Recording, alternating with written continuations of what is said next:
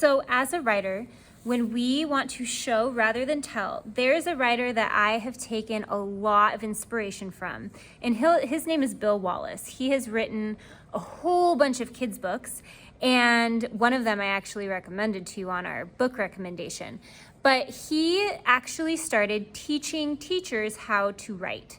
And he gave the advice to one of my really good friends. She went to one of his workshops, and he gave the advice that in every first scene of every story, we can picture it like a movie scene, in every first scene of a story, there are 5 different elements that we want to show to our readers to really kickstart our story and get our reader invested. And so today we are going to set up our journal page that has these 5 elements so that we can always come back and double check. Did I show all 5 of these things in the very first scene of my story to hook my reader and grab their attention? So on your newest journal page, in your language journal, you need to have a title up at the top. And I like to bubble mine up so that it kind of stands out. You can add color to it if you want to add any decorations, anything that makes this kind of stand out to you and it's quick to and easy to see as you're flipping through your journal. If you need to pause the video right now to make that title, now is the time to pause it.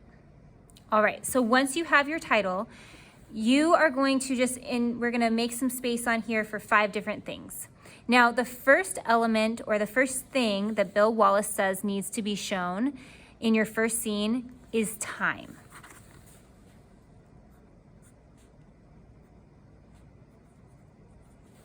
And you can box this, you can underline it, but whatever you can make this like fun writing if you want, anything to make it stand out to you and make it stick in your mind. I'm going to draw a picture of a clock underneath it. Now, time could mean a lot of different times. It could mean time of day, morning, noon, night. It could mean time of year, like the seasons, right? It doesn't just, or it could be even time in history, past, present, future. So it doesn't just have to be time of day. Maybe I'll add, well, no, I'm just gonna do a clock.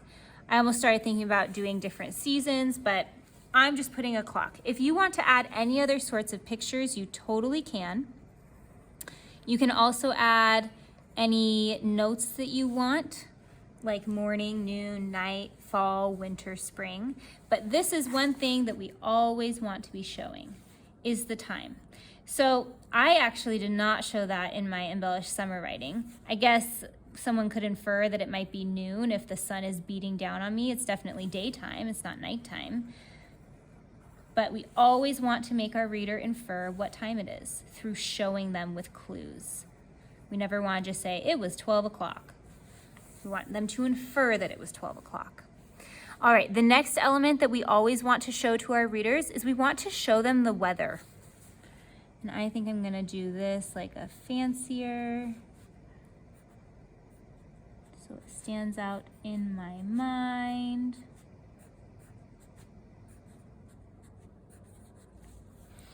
And under here, I'm gonna do a couple different pictures. I'm gonna do some lightning because I love writing about thunderstorms. They're so fun. There's so many noises that you can talk about. Color this in. I'm gonna add colored pencil later, but this works great because it's gray and I need gray clouds for thunderclouds. Let's see, I might do some raindrops. That's a type of weather that we could have. I think I want a sun. And of course you can add any other types of weather that you want. Just anything that will make it stand out in your mind and you can quickly recall. So we always want to make our reader feel as though they are in the weather themselves. I kind of did this again in my embellished summer writing when I talk about the bead of sweat rolling down my face. That makes you infer that it's hot outside, it's hot and sunny. We don't often have beads of sweat rolling down our faces when it's, 10 degrees outside. That would be a different type of description or a different type of show that we would want to give our reader. Okay. All right, our third element, and again, if at any point you need to pause this, please pause and then restart whenever you need to. Our third element that we always want to show is the place.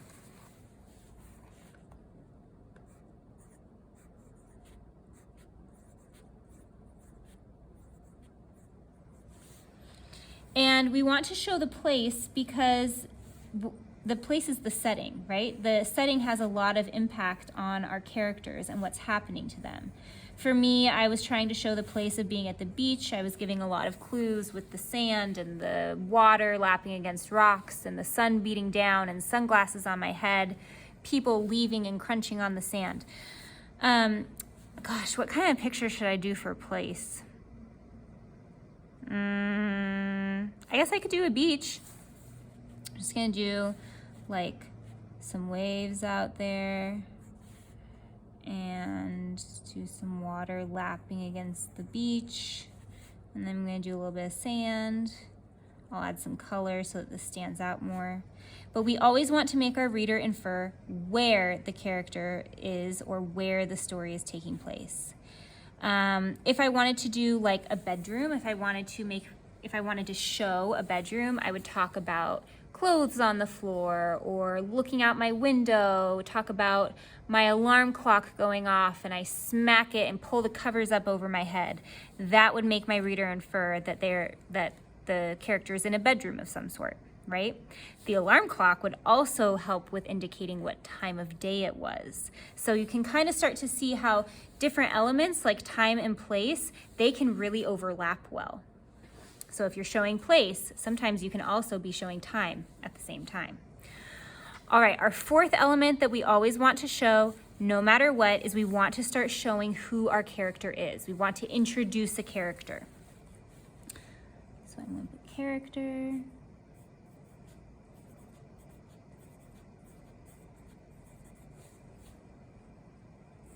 I think I want to box all of these. It kind of makes them stand out more. But again, it's totally up to you. I'm going to box my weather too. Now, your character, we can show what they look like, right? We could talk about any physical features that are important that would help introduce our character. But you also just want to make sure that a character is there.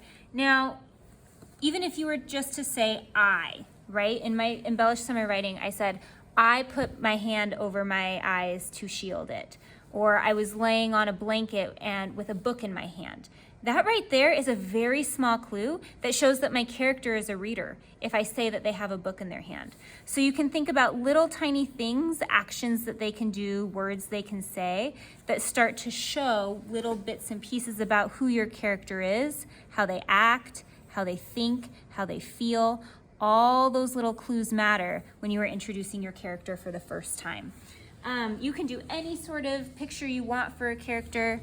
I am not trying to make this a huge work of art, so I'm just going to do a stick person, which I really never draw stick people, but you know what? It's going to serve a purpose right now because I don't have a ton of time. You can draw a more beautiful character if you would like. All right, and the final fifth element that this one is huge. I mean, all of these are important, but this final one is what hooks your reader and keeps them reading. You could show time, you could show place, a character, and the weather, but if you do not have this last element, you are not going to keep your story moving forward. The last thing you need in your very first scene is you need a small problem.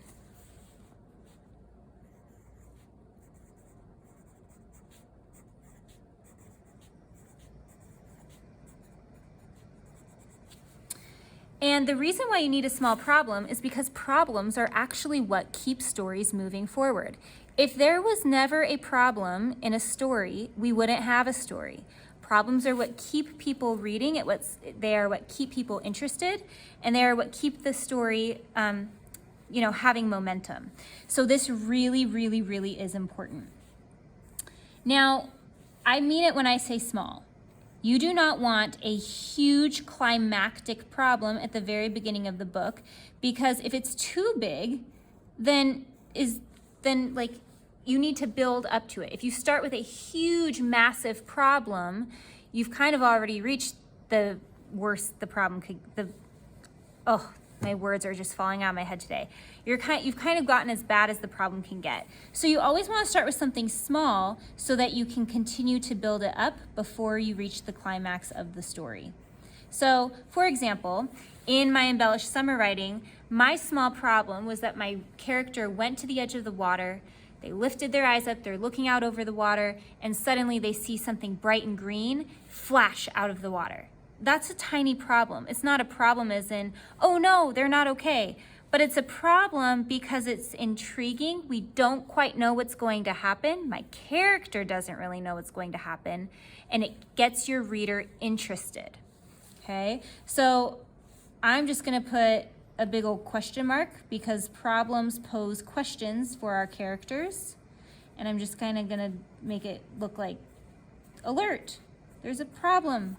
Okay, if you have a different picture, you can totally do a different picture. All right, so these 5 elements, I would grab a little bit of color. I would probably add some color to these. Your job is to create a page in your journal that looks just like this, and then you're going to upload it to your assignment. This needs to be done before we meet next week, and that's it.